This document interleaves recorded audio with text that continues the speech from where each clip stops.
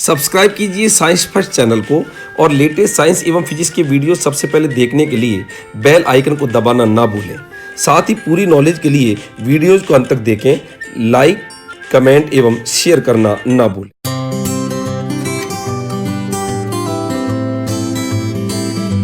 नमस्कार दोस्तों, स्वागत है आपका साइंस फर्स्ट चैनल के अंदर। दोस्तों कहते हैं कि जो उड़ते हैं अहम के आसमानों में, जो उड़ते हैं अहम के आसमानों में, जमीन पर आने में वक्त नहीं लगता और हर तरह का वक्त आता है जिंदगी में, वक्त बदलने में वक्त नहीं लगता। जी हां दोस्तों, इस दुनिया के अंदर यदि सबसे ज्यादा महत्वपूर्ण और अहम है तो वह है वक्त अर्थात समय। यदि हम समय को सम्मानित रूप से देखते हैं, समय का सम्मान करते हैं, तो निश्चित तौर पर समय भी हमारा सम्मान करता है। एक बार एक गांव के बाहर एक संत कुटिया बना के रहता था और उस गांव के बाहर जो संत जंगल में कुटिया बना के रहता था, तो जो भी राहगीर उस संत की कुटिया के आगे से जाता, वो संत वहां पर लगातार बोलता रहता कि जो चाहोगे सो पाओगे। तो समूह को देखकर हमेशा संत यही उद्गार करता और वो जोर जोर से बोलने लगता कि जो चाहोगे सो पाओगे।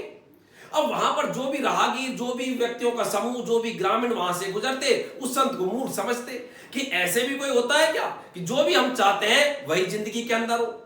लेकिन हमेशा संत इसी प्रकार की बात वहां पर जोर जोर से कहता कि जो चाहोगे सो पाओगे। एक बार वहां से एक बेरोजगार युवक गुजर रहा था और जैसे वो बेरोजगार युवक वहां से गुजरा, संत जोर जोर से बोल रहा था कि जो चाहोगे सो पाओगे। बेरोजगार युवक के मन के अंदर एक आशा आई कि यार मेरे अंदर तो ख्वाहिश है नौकरी पाने की, और यदि ये कह रहे हैं संत जो है, ये कह रहे हैं कि जो चाहोगे सो पाओगे, तो एक बार पूछे तो सही कि क्या ऐसे होता भी है क्या। तो वहां पर वो बेरोजगार युवक उस संत के पास गया और संत को अभिवादन किया, नमस्कार किया और कहा कि महाराज आप बोल रहे हो कि जो चाहोगे सो पाओगे, क्या ये वास्तविकता में सही है? ऐसा होता तो नहीं है कि इंसान जो सोचता है वही मिलता है? बेरोजगार युवक बोला कि महाराज कहते हैं कि हसरतें कुछ और है, वक्त की इल्तिजा कुछ और है। हसरतें कुछ और है, वक्त की इल्तिजा कुछ और है। यहां कौन जी सका है जिंदगी अपने मुताबिक, दिल चाहता कुछ और है, होता कुछ और है। तो महाराज जिंदगी के अंदर हम सोचते हैं वैसा तो कुछ नहीं होता है, लेकिन आप हमेशा लगातार जोर जोर से बोल रहे थे अभी कि जो चाहोगे सो पाओगे, तो ऐसे कैसे? तो वहां पर उस संत ने कहा कि युवक आप बताइए कि आप क्या चाहते हो। तो कहा कि महाराज मैं बेरोजगारी से बहुत ज्यादा परेशान हूं और मुझको तो नौकरी चाहिए, कैसे भी मुझको नौकरी मिल जाए ताकि बेरोजगारी का कलंक, बेरोजगारी की दलदल से मैं निकल जाऊं। तो कहा कि मैं तुझे 2 मंत्र देना चाहता हूं। संत ने उस युवक को कहा कि मैं तुझे 2 मंत्र बताऊंगा और उस 2 मंत्र से तुझको नौकरी मिल जाएगी। जैसे ये बात उस युवक को संत ने बोली, तो उस युवक की आंखों में आशा की किरणें जागृत हो गई। एकदम उसकी आंखों में चमक आ गई आशा की कि यार ये तो 2 मंत्रों से ऐसा काम हो जाएगा, तो बहुत अच्छी बात है। और दोस्तों आपको पता है कि उस संत ने उस युवक को 2 मंत्र कौन से दिए, और 2 मंत्र में से पहला मंत्र उस संत ने बोला कि पहला मंत्र याद रखना, और वो है समय। समय को कभी भी बर्बाद मत करना। संत ने कहा उस युवक से कि यदि तू जिंदगी के अंदर कुछ भी प्राप्त करना चाहता है, जिंदगी से वास्तविकता में प्यार करता है, तो समय को कभी भी बर्बाद मत करना, क्योंकि याद रखना ये जिंदगी समय से ही बनी है।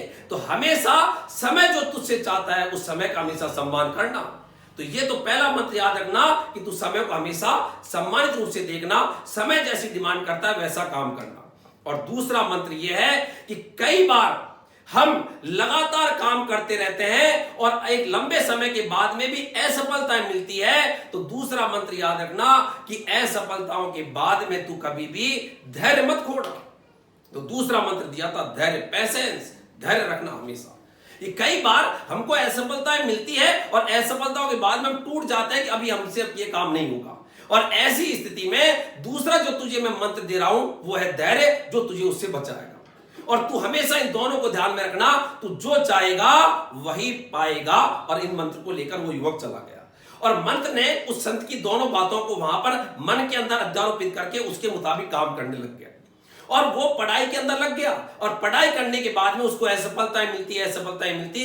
कुछ दिनों बाद में वो युवक टूट गया कि मुझको अब सफलताएं नहीं मिल रही है। लेकिन अचानक उसको दूसरा मंत्र याद आया और वो है धैर्य।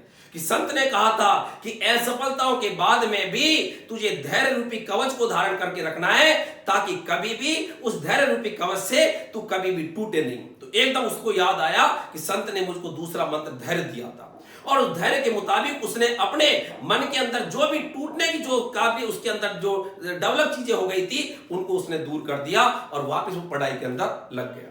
और दोस्तों, उसके बाद में जैसे ही वो पढ़ाई करने के बाद में फिर परीक्षाओं में गुजरा, लगातार परीक्षाओं की वो सफलताओं की सीढ़ियों को लगातार परीक्षाओं को पार करता चला और लगातार वो सफलताओं की सीढ़ियों पर आगे चलता चला।